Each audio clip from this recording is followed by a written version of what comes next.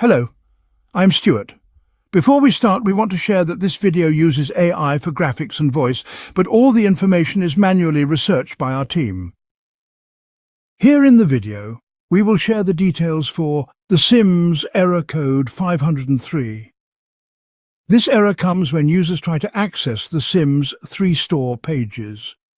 While users can browse the main website, profile and community sections, the error appears specifically on store-related pages.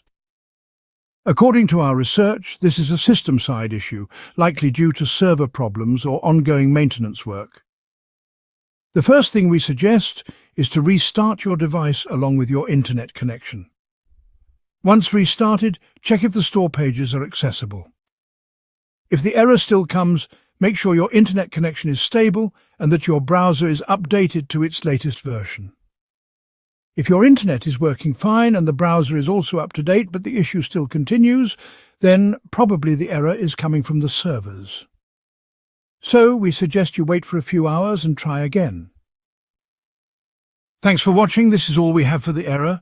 If this video helped, don't forget to like, share and subscribe. Have any questions or issues? Drop them in the comments below. See you in the next one.